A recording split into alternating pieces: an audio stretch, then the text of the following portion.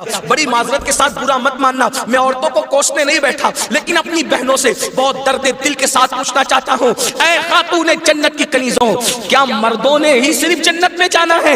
عورتوں نے جنت میں نہیں جانا؟ تمہاری محرومی کی حد ہے میری بہنوں کہ تمہارے قدموں کے نیچے جنت ہے۔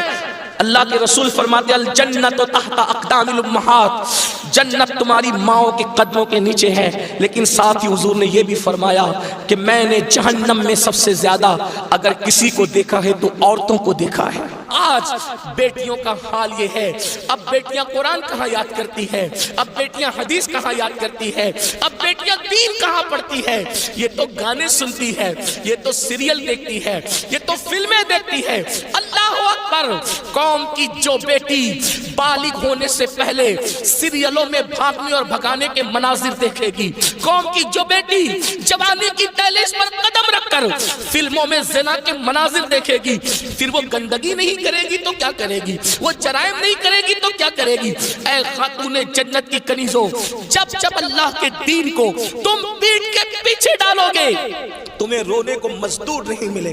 اور آپ جانتی ہیں یہ سیریل اور گندی فلموں کا نتیجہ ہے کہ بچیاں کسی اور کا ہاتھ پکڑ کر چلی جاتی ہیں، معاشرہ اس کو دھتکار دیتا ہے، پھر وہ ایک دو بچوں کا باپ بن کر کے اس لڑکی کو دھوکہ دے دیتا ہے، پھر جب وہ لوٹ کر آتی ہے تو نہ ماں باپ قبول کرتے، نہ بھائی قبول کرتے، نہ خاندان قبول کرتا ہے، اور وہ ظالم تو دھوکہ دے ہی چکا ہے۔ علم کی بات چل رہی ہے، رسول اللہ کی نواسی، جس طرح سے امام حسن کے کان میں، امام حسین کے کان قرآن اگر کسی نے کیا ہے تو وہ سیدہ زینب پاک کی ذات ہے۔ صرف 7 سال کی عمر میں سیدہ زینب نے حافظ قرآن کیا تھا، آپ قرآن کی حافظہ تھی۔ اللہ اکبر! آپ کو حیرت نہیں ہونی چاہیے، اللہ سیدہ زینب نے صرف 7 سال کی عمر میں قرآن کا حفظ کیا ہے، اور قرآن کی اکثر صورتیں آپ نے اپنی امی سیدہ فاطمہ کے ذریعے سے حفظ کیا ہے۔ اللہ اکبر! اور قرآن کا سب سے پہلے درس دینے کا کام کوفہ کی سرزمین پر سیدہ زینب نے کیا ہے۔ یہ رسول اللہ کا خاندان ہے۔ ام المومنین سیدہ عائشہ صدیقہ وہ خاتون ہے کہ اللہ اکبر، عورتوں میں سب سے زیادہ اگر کوئی حدیث روایت کر رہا ہے تو وہ سیدہ عائشہ صدیقہ کی ذات ہے، اور آپ مفتی 4 ملت ہے۔ اصحاب میں جب کسی مسئلے پر اختلاف ہو جاتا تو لوگ کہتے چلو ام المومنین کی بارگاہ میں ان سے پوچھیں گے۔ حیرت کی بات ہے، مردوں کا علم اختلاف اگر کسی کا قول فیصل کی حیثیت سے ختم کرتا ہے تو اسے ام المومنین سیدہ عائشہ صدیقہ کے نام سے جانا جاتا ہے۔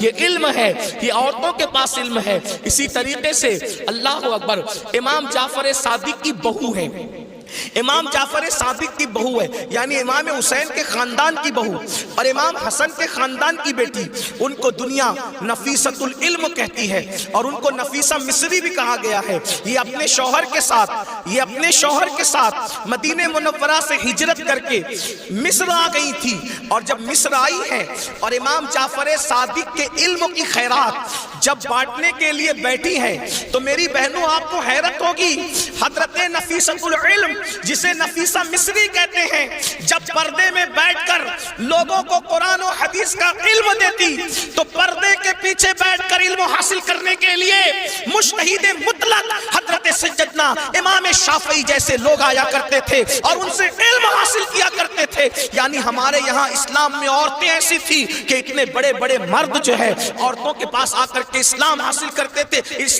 علم دین حاصل کرتے تھے، اسلام کا علم حاصل کرتے تھے۔ پردے کے پیچھے سے گویا کہ نفیسۃ العلم نے، نفیسہ مصری نے ام المومنین سیدہ عائشہ صدیقہ کی یاد کو تازہ کر دیا تھا۔ میری بہنوں آج وہ کہاں گیا معاملہ؟ آج تو عورتوں کا مطلب زیورات سے محبت، عورتوں کا مطلب نئے کپڑوں سے محبت، عورتوں کا مطلب شادیوں میں شرکت سے محبت، عورتوں کا مطلب بازار میں گھومنے سے محبت، عورتوں کا مطلب جو وہ فلموں سے محبت۔ عورتوں کو دین سے تعلق کیا رہ گیا؟ بڑی معذرت کے ساتھ برا مت ماننا، میں عورتوں کو کوسنے نہیں بیٹھا، لیکن اپنی بہنوں سے بہت درد دل کے ساتھ پوچھنا چاہتا ہوں، اے خاتون جنت کی کنیزوں، کیا مردوں نے ہی صرف جنت میں جانا ہے؟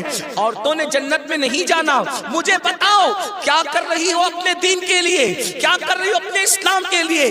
تمہاری محرومی کی حد ہے میری بہنوں کہ تمہارے قدموں کے نیچے جنت ہے۔ اللہ کے رسول فرماتے الجنت تحت اقدام الامہات، جنت تمہاری ماؤں کے قدموں کے نیچے ہے، لیکن ساتھ ہی حضور نے یہ بھی فرمایا کہ میں نے جہنم میں سب سے زیادہ اگر کسی کو دیکھا ہے تو عورتوں کو دیکھا ہے۔ مجھے بتاؤ، آج نماز سے کوسوں دوری، مذہب سے کوسوں دوری، اس لیے جامعۃ المصطفیٰ کا قیام اس لیے عمل میں آیا ہے تاکہ بھولے ہوئے سبق کو یاد دلایا جا سکے، بھولے ہوئے سبق کو یاد دلایا جا سکے، بچیوں کو علم کا زیور دیا جا سکے، بچیاں علم حاصل کریں، پرانا دور دہرائیں، پرانی تاریخ یاد دلائیں۔ لوگ کہتے ہیں تاریخ اپنے آپ کو دہراتی ہے، دنیا آج کہہ رہی ہے بیٹی بچاؤ بیٹی پڑھاؤ، 1450 سال پیچھے ہے دنیا اسلام سے، دنیا آج کہہ رہی ہے بیٹی بچاؤ بیٹی پڑھاؤ۔ میرے نبی نے 1450-1500 سال پہلے بیٹی بچا کر بھی بتا دیا اور بیٹی پڑھا کر بھی بتا دیا۔ اللہ کے رسول نے بیٹی بچایا تو ایسے بچایا کہ بیٹیاں ان کے آنے سے پہلے زندہ دفن ہوتی تھی، مگر ان کے آنے کے بعد بیٹیوں کو دفن نہیں کیا گیا بلکہ بیٹیوں کو ماتھے کا جھومر بنایا گیا۔ اگر آج دنیا میں کوئی بھی مذہب کا آدمی بیٹی چومتا ہے تو یہ صدقہ ہے مصطفیٰ جان رحمت کی آمد کا، یہ میلاد مصطفیٰ صلی اللہ علیہ وآلہ وسلم کا صدقہ ہے۔